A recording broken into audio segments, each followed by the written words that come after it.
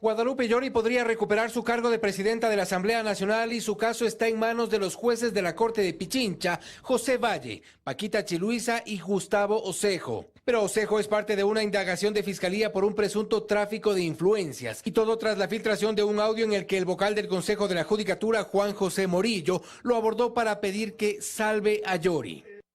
Como ven, las fuerzas políticas tampoco están queriendo y pretendiendo cambiar. ¿Cómo? Les voy a hacer frontal y sincera cuestión de confianza. Es la conversación entre Morillo, Gustavo Osejo y en presencia de la vocal de la Judicatura, Maribel Barreno. Morillo incluso se habría tomado el nombre del presidente Guillermo Lasso en el intento de frenar la destitución de Llori. El presidente de la República personalmente me ha llamado el día de ayer y me ha pedido que si es posible apoyar, que se le apoye en relación a este tema, porque él ve que esta circunstancia no va a ir en buen camino, no va a ir en una línea de derecho sobre todo. No es el único audio que compromete a este cuestionado vocal, quien no ha negado ser él, el de la grabación. Interrogado por los asambleístas, Morillo ha dicho que intentan descalificarlo. Desacreditar mediáticamente a este vocal y colateralmente deslegitimar el accionar del Pleno del Consejo de la Judicatura. Y sin duda, intentar forzar un control político.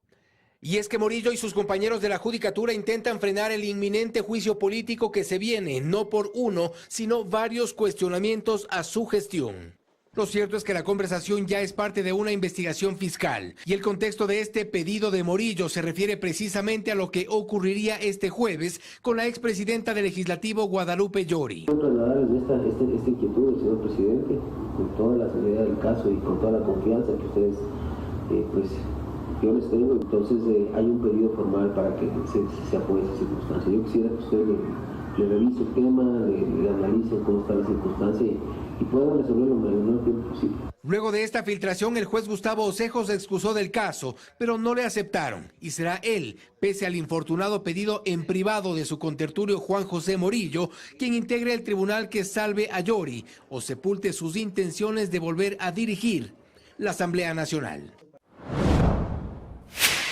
Este cambio en las votaciones en las curules electrónicas de los asambleístas ya tiene informe que revela que una dirección IP que no corresponde a la de los legisladores fue la que supuestamente manipuló de forma externa los votos. El voto por el sí no nació de ninguno de los computadores, ni de sus asesores, ni los personales. Aquí hubo un ataque informático orientado a vulnerar la soberanía del voto y la decisión de algunos legisladores. La IP es el número que identifica el computador en Internet y esta que se usó para cambiar la votación se registra muy cerca del legislativo según los legisladores. Y qué casualidad que el IP da que es entre 3 y 4 cuadras de la Asamblea Nacional. ¿Pero es que acaso nos creen pendejos o qué? Aquí hubo una alteración del sistema de votación virtual que no es cualquier cosa. Los afectados señalan que se unen a la denuncia que presentó Fernando Villavicencio y rechazan que se haya querido manipular su votación. Esto es un delito que intentaba la inestabilidad democrática en el Ecuador. Esto es un delito informático que afecta la credibilidad de los asambleístas. Villavicencio además revela que el informe tiene ciertas irregularidades, pues el informe fue remitido el 1 de julio y se puso a conocimiento de los legisladores 4 días después, además de que las firmas electrónicas que sustentan el documento no están registradas, lo que lo invalida. También estoy solicitando a la fiscal general que llame a declarar al presidente de la Asamblea, Virgilio Saquicela, al secretario de la Asamblea y a los miembros de la Unidad de Técnicas de Tecnologías de la Información y la Comunicación, TICS, que firmaron este documento. La Comisión de Fiscalización va a abrir una investigación. Saquicela sostiene que en este caso del hackeo no tiene que ver ningún funcionario de la Asamblea Nacional. Es por ello que en este momento acabo de presentar yo una denuncia en la Fiscalía a la Fiscal General del Estado y le he pedido que reciba mi versión, la versión del secretario, que tiene que hacer conocer algunas situaciones, incluso de llamadas de asambleístas y de funcionarios de los despachos de asambleístas en la noche de los hechos. Este jueves en sesión plenaria, los miembros de la coordinación de TICS explicarán a los legisladores lo que sucedió la noche de la votación. Nosotros no hemos entregado, ni vamos a entregar, ni un solo hospital a cambio de un voto en Asamblea Nacional. Nosotros no vamos a entregar las aduanas, el SRI, la UAFE, el Ministerio de la Amazonía. Así, el presidente Guillermo Lasso, durante su discurso de posesión de los nuevos ministros, aprovechó nuevamente para denunciar que recibió personalmente y en su despacho propuestas de corrupción a cambio de gobernabilidad. Que si las paredes de mi despacho pudieran hablar, serían vibrantes testigos de planteamientos de corrupción en el Ecuador. Una denuncia que, aunque no es nueva, no deja de ser grave, recuerda el politólogo Santiago Basabe, y señala que el presidente tiene una debilidad tan fuerte en estos momentos que debe medir lo que dice y lo que denuncia, probarlo. Da la impresión que el presidente sigue lanzando este tipo de denuncias o de comentarios de cara a posicionarse mejor ante la opinión pública, pero yo creo que lo que consigue el presidente es exactamente lo contrario, es deslegitimar el valor de su palabra. Simón Pachano cree que las últimas declaraciones del presidente son un exabrupto y que la coyuntura no da espacios para eso. Recordó además que el presidente creó meses atrás una comisión anticorrupción con Luis Verde Soto a la cabeza, que estas denuncias bien podrían ser el inicio de su trabajo. Allá deben estar esas sugerencias o esas propuestas que ha recibido y que se procesen como debe ser. Eso también tiene que judicializarse. El primer mandatario recalcó que en su gobierno no existen los hombres del maletín y que ellos manejan la política de otra forma. Sí, eso dijo, pero no creo que la gente le está pidiendo gente del maletín, le está pidiendo gente que haga política pública en las calles. Como respuesta a una de las demandas del movimiento indígena, en medio de las movilizaciones, el gobierno expidió el decreto ejecutivo 456, con el que se viabiliza la condonación de los créditos de hasta $3.000 que estén vencidos por más de 6 meses en Ban Ecuador. Pero el pedido va más allá, en las mesas de diálogo que se retomarán este jueves. El movimiento indígena insistirá en que en la banca pública se condonen las deudas de hasta $10.000. Tema que no se incluyó en el acta que firmaron ambas partes y que puso fin al paro. Esto no es más allá que unos 350 millones de dólares que sería de perdón, digamos, en este caso de las deudas. Pero no es lo único.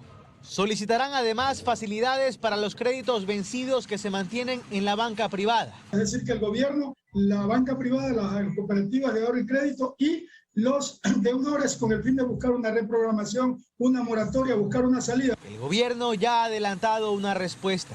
No podemos ejercer ninguna acción directa contra la banca privada, pero tenemos un paquete de incentivos el cual justamente estamos trabajando. Esperamos poder llevar el día 7 de julio en la reunión. Sonia Zurita, especialista en banca, se refiere al impacto que implica una condonación masiva de deudas en el sistema financiero privado. En las entidades financieras pequeñitas que están enfocadas en microcrédito, cooperativas, en el mediano plazo, dependiendo de las condiciones, sí podría tener un impacto, claramente en rentabilidad. Pero lo que no queremos es que haya, obviamente, riesgo de solvencia.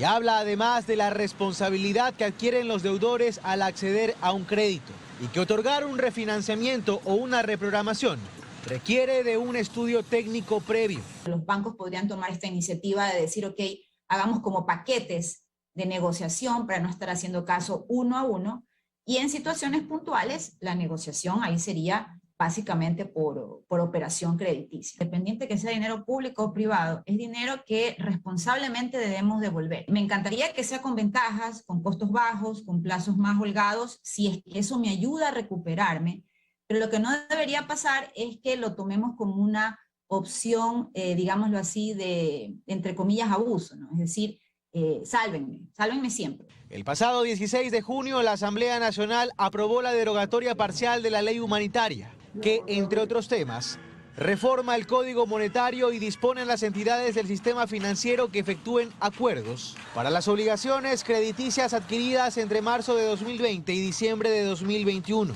El pedido al Ejecutivo desde el movimiento indígena, que no se la vete. Tener la posibilidad de pagar y honrar sus deudas, o sea, no queremos que se nos regale nada. Con solo recordar lo que tuvieron que vivir, sus ojos se llenan de lágrimas, pues fueron momentos de verdadero terror los que atravesaron. Nunca se imaginaron que el río Pastaza tomara tal fuerza que llegara prácticamente a la vía principal, destruyendo todo lo que tenía a su paso. Don Darío Dagua, junto a su familia, llevan ya 3 días en un albergue temporal, Dice que cuando ocurrió la tragedia no estaba en casa. Sus hijos pequeños habían quedado solos y que si no fuera por un vecino, hoy tal vez no solo hubiera perdido sus embrios y cosas materiales, sino a quienes más ama. Ahí han estado llorando mis huevos y avanzan a ver y el Señor le avanza a sacar. En ese momento, pucha, no podíamos qué hacer ese rato, como que poder volando como pájaro y breve, no avanzábamos, pucha, al menos mi señora llorando por los hijos. Y antes, gracias a Dios, se han salvado el Señor que ha avanzado, pasa por ahí. Similar caso vivió Sandy Hualinga, quien está embarazada. Ella menciona que solo escuchó un estruendo y gente gritar que el río se había desbordado. Aún en su estado sacó fuerzas para salvar a su familia. Nosotros así cuando estábamos tranquilos, ahí ya viene creciendo ya poco a poco. ¿Qué hicieron ustedes cuando que comenzó a crecer? Ya saquemos. Esas cosas ya comenzamos a sacar poco a poco, ya y poco dejamos abajo mismo. Y como estos casos siguen llegando día a día, más personas evacuadas. Dentro de ellos, decenas de niños que prácticamente se han quedado en la calle y con la poca ropa que alcanzaron a sacar. Sienten en su corazón hacer algún tipo de donación para las familias porque automáticamente quedaron en la calle. Entonces, si ustedes pueden llegar con ayudas como es ropa, como es algo de alimento, sería muy importante. La alerta no termina, pues las lluvias no cesan en la provincia.